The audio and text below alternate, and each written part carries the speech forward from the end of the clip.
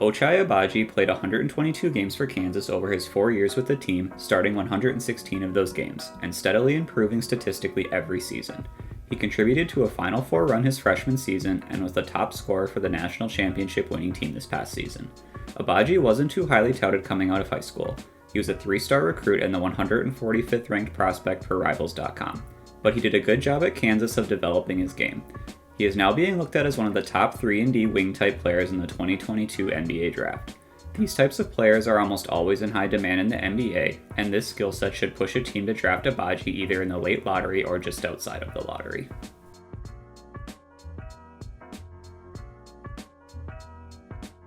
Agbaji's biggest strength is as a shooter. Agbaji has seemingly always profiled as a shooter. Even as a freshman, about half his shots came from beyond the arc, despite the fact that he was only making about 31% of his threes. Agbaji just kept getting better as an outside shooter and started taking more and more shots from beyond the arc, culminating in his senior season in which he made 41% of his threes on 6.5 attempts per game. This efficiency and volume would be enough to catch anyone's eye right away, but beyond just the numbers, he is quite a dynamic shooter. Agbaji has a quick release on his shot, allowing him to get it off without needing a lot of space. He is also very good at sprinting to a spot, quickly setting his feet, and getting a good shot off. In this area, he reminds me a bit of Steph Curry, constantly running around screens and taking handoffs, just making life generally difficult for the defense, because if you lose track of him for even a moment, suddenly he's firing up a 3 and probably knocking it down.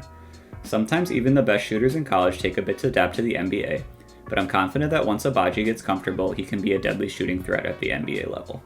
Another strength for Agbaji is defense. Agbaji has good measurables for a shooting guard, coming in at 6'5½", 214 pounds with a 6'10" wingspan. But adding to this, he appears to be a smart defender both on and off the ball. Kansas does quite a bit of switching, requiring their defenders to understand their assignments and defend across multiple positions. Agbaji showed the ability to deftly switch across positions and hold his own with guards and wings thanks to his quickness and length. He will get a bit handsy at times and pick up reach-in fouls, but for the most part he is a disciplined defender that works hard not to allow easy shots. Defending in the NBA is quite a bit different from defending in college, but with Agbaji's tools and level of engagement on the defensive end, I think he will be a valuable piece on that end in no time. One less strength for Agbaji is as a passer. Agbaji doesn't seem like the type of guy you'll want as your primary playmaker, but for a wing player he makes some very nice reads and passes. If he gets into the lane and sees a defender leave his teammate alone under the basket, he quickly dissects and tosses the lob. Or if he sees an opportunity for a hit-ahead pass to start a fast break, he doesn't hesitate to make the pass. Agbaji is a player you can trust to make the right read as a player and keep the offense moving. While I don't think he'll be a guy that racks up assists in the NBA, I think it's a good skill for him to have to be a successful offensive player.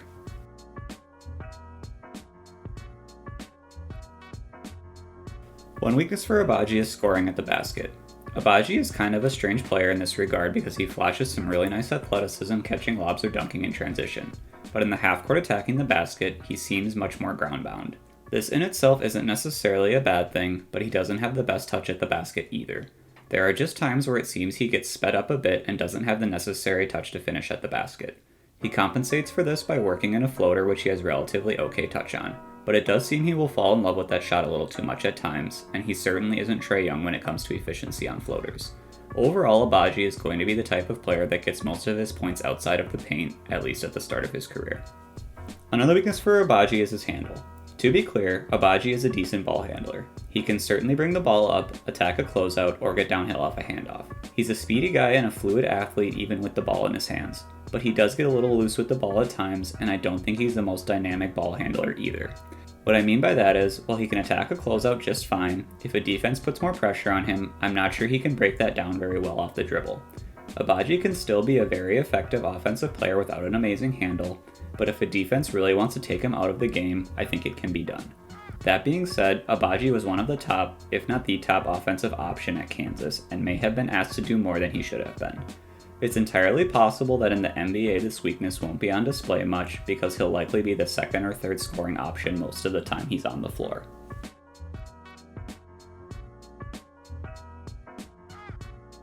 This first clip shows off some of Agbaji's dynamic shooting ability. The play starts with Kansas down 3 with 13 seconds left in overtime. Agbaji starts the play spacing the floor in the corner. The ball gets swung over to the wing on his side of the floor and his teammate starts to dribble drive. At the same time, Agbaji breaks hard towards the wing, takes the handoff, and in one motion rises up and drills the 3 with a hand in his face to tie the game with 7 seconds left. This play shows off Agbaji's ability to get a shot off very quickly under duress and also shoot on the move. Both of these skills will be very useful in the NBA. This next clip displays how Agbaji can be impactful on the defensive end of the floor. The play starts with Agbaji defending his man near the basket. Texas Tech then tries to run a dribble handoff to get the ball in the hands of the player Agbaji is defending. Agbaji gets right up into his man's grill and prevents the initial handoff from happening. The ball then gets kicked out to his man for a reset. Texas Tech then starts to try to set up a pick and roll. There's some confusion and Agbaji deflects the pass to create a turnover. This type of engagement defensively will make Agbaji a useful defensive player for any team that drafts him. This last clip gives us a good example of how Agbaji can struggle to score around the rim. The play starts with Agbaji's teammate forcing a turnover. Agbaji immediately races ahead on the break, receives the pass, takes one dribble, and then just can't finish the layup. There was a contest from behind by the defender, but it's still a play that Agbaji should have been able to finish. It looks like he either just went too fast or was expecting contact when there wasn't any. While this type of play won't happen super regularly, it shows how Agbaji can struggle with his touch around the basket. This will be something that Agbaji will want to focus on improving if he wants to reach his offensive ceiling in the NBA.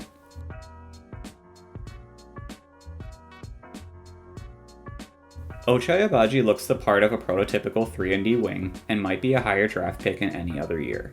Unfortunately for Agbaji, this class is loaded with wings at the top.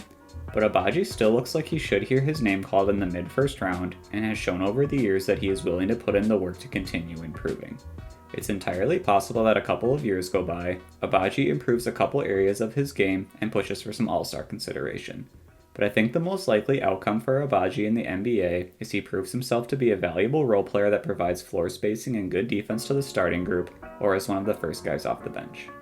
My NBA comp for Ochai Agbaji is Josh Green. Agbaji has a better jump shot than Green, but otherwise they are very similar players. Both are between 6'5 and 6'6 with 6'10 wingspans. They both play solid D and do a lot of little things well within the flow of the offense. Agbaji might have a higher ceiling than Green due to his shot being better, but they have similar styles as players.